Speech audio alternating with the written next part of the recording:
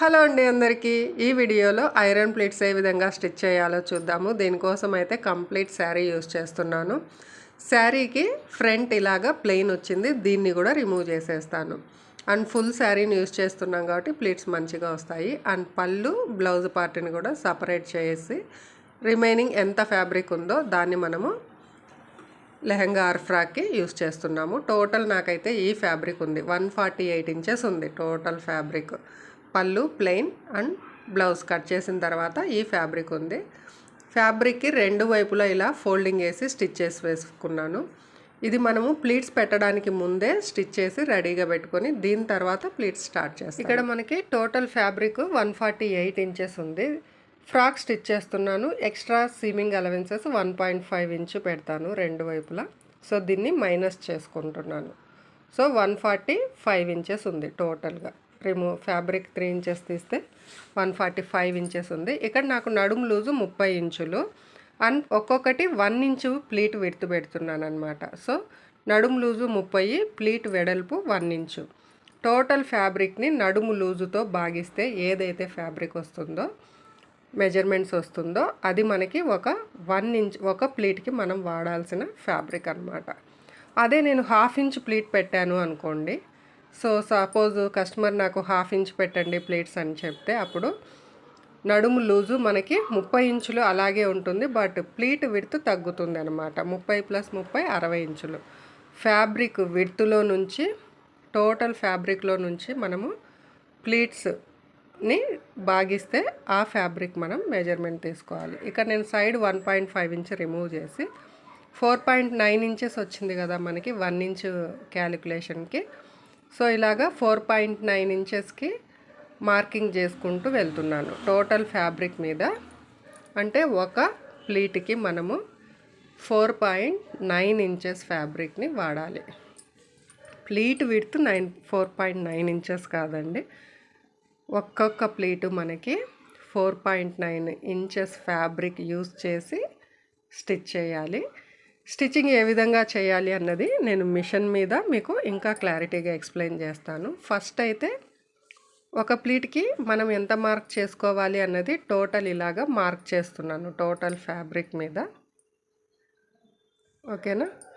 So ఈ విధంగా total fabric మీద మనకి 145 నడుము లూజు ప్లీటు 1 ఇంచ్ ప్లీట్ విడ్త్ కోసం ఇలాగా ఫ్యాబ్రిక్ చివరి వరకు 4.9 ఇంచ్ విడ్త్తో మార్కింగ్ అయితే పెట్టాను. రెండు వైపులా 1.5 ఇంచ్ 1.5 ఫ్రాక్ స్టిచ్చింగ్ కోసం కాబట్టి ఈ ఫ్యాబ్రిక్ని వదిలేసి 4.9 ఇంచెస్కి ఇలాగ టోటల్ ఫ్యాబ్రిక్ మీద మార్కింగ్ అయితే వేశాను.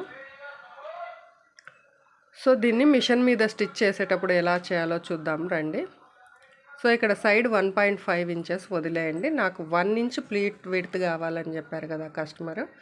సో ఇక్కడ నుంచి ఈ 1.5 వదిలేసి ఇక్కడ నుంచి స్టార్ట్ చేస్తే ఒక 1 ఇంచ్ ప్లీట్ విడ్త్ ఏదైతే ఉందో దాన్ని ఇలాగా ఫోల్డ్ చేసుకోండి. ఫస్ట్ ఒక 1 ఇంచ్కి ఇలాగా ఫోల్డ్ చేసి పట్టుకొని మిగిలిన ఫ్యాబ్రిక్ని అంతా కూడా 4.9 ఇంచెస్ వరకు మార్క్ చేసాం కదా, ఆ ఫ్యాబ్రిక్ వరకు ఇలాగా లోపలికి నెట్ వేయండి ఫ్యాబ్రిక్ని. ఓకేనా? 1 ఇంచ్కి ఇలా ఫోల్డ్ చేసి పట్టుకొని రిమైనింగ్ ఫ్యాబ్రిక్ని అంతా మనం 4.9 ఇంచ్ వరకు మార్క్ చేసుకున్నాం కదా, ఇక్కడి వరకు మార్కింగ్ పెట్టిన వరకు ఫ్యాబ్రిక్ని అంతా కూడా ఇలా లోపలికి నెట్టేయాలి. సో వీడియోని క్లారిటీగా చూడండి, అర్థమవుతుంది. సో ఇక్కడ నుంచి నాకు 4.9 ఇంచెస్కి మార్కింగ్ ఉంది. ఇక్కడ మనం 1 ఇంచ్ ప్లీట్ విడ్త్ ఇలాగా ఈ 1 ఇంచ్కి ఇలాగా ఫ్యాబ్రిక్ని పట్టేసుకొని ఈ మిగిలిన ఫ్యాబ్రిక్ని అంతా కూడా లోపలికి నెట్టేస్తున్నాను.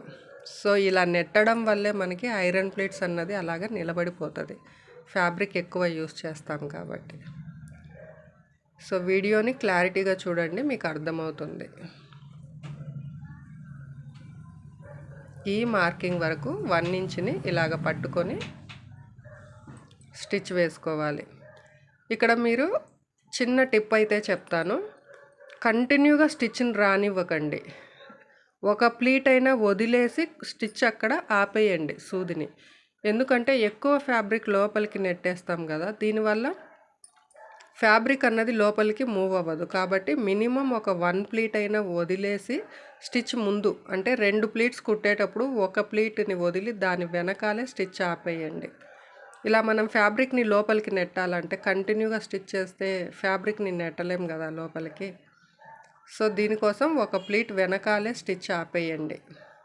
ఇలాగ లోపలికి వెళ్తుంది ఫ్యాబ్రిక్. వీడియోలో చూపిస్తున్నట్లుగా ఇలా లోపలి వరకు ఫ్యాబ్రిక్ వెళ్ళాలి అని అంటే మినిమం ఒక 1 ఇంచ్ ఒక ప్లీట్ అయినా ఖాళీగా ఉంటేనే లోపలికి నెట్టగలం. సో వీడియోని బాగా చూడండి, మీకు ఈజీగా అర్థమవుతుంది. ఇలాగ మార్కింగ్ పెట్టేసుకోండి. ఒక ప్లీట్కి కావాల్సిన ఫ్యాబ్రిక్ మీద 1 ఇంచ్కి ఇలా ఫోల్డ్ చేయండి. ఫ్యాబ్రిక్ని అంతా ఇలా లోపలికి నెట్టేస్తూ ప్లీట్స్ సెట్ చేయటం.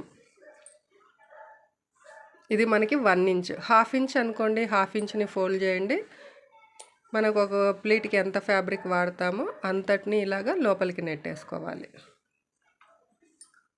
సో ఇలాగ ఫ్యాబ్రిక్ మొత్తం కూడా మనము ప్లీట్స్ని స్టిచ్ చేయాలి. అండ్ లాస్ట్లో 1.5 ఇంచ్ వదిలేసాం కదా ఖర్చు పార్ట్ కోసం, దాన్ని వదిలేయండి. లెహంగాస్కి అయితే ఇలా వదిలేయండి, ఎందుకంటే జిప్ కూడా స్టిచ్ చేస్తాం కదా. సో దీనికోసం లెహంగాస్కి 1 ఇంచ్ వదిలితే చాలు, 1.5 ఇంచ్ అక్కర్లేదు లెహంగాస్కి. ఇదైతే నేను ఫ్రాక్ కోసం స్టిచ్ చేస్తున్నాను కాబట్టి బెల్ట్ స్టిచ్చింగ్ అంతా చూపట్లేదు. నెక్స్ట్ వీడియోలో ఫుల్ లెహంగా స్టిచ్చింగ్ అన్నది చూపిస్తాను. సో లాస్ట్లో ఇలాగా రఫ్ స్టిచ్ అయితే వేసుకోండి. ఇక్కడ మెయిన్ పార్ట్ ఏంటంటే స్టిచ్చింగ్ కంటే కూడా ఐరన్ చేయటమే మెయిన్ ఎక్కువ టైం టేకింగ్ అండి. సో ఇలాగ 1 ఇంచ్కి మొత్తం ప్లీట్స్ స్టిచ్ చేసిన తర్వాత నేను కింది వైపున ఎటువంటి స్టిచ్ వేసుకోవట్లేదు, ఎందుకంటే అది మళ్ళీ విప్పాలంటే నాకు కొంచెం ఇబ్బంది అనమాట. సో దీనికోసము నేను డైరెక్ట్గా ఇలా ప్రిల్స్ సెట్ చేసుకొని నీట్గా ఐరన్ చేస్తాను. ఐరన్ చేసేటప్పుడు నీట్గా చేసేసుకుంటాను, అప్పుడు కూడా నీట్గా ఉండిపోతుంది మనకి. సో ఇప్పుడు చెక్ చేస్తున్నాను, మనకు కావాల్సిన నడుము లూజ్ ఎంత, 30 ఇంచులు.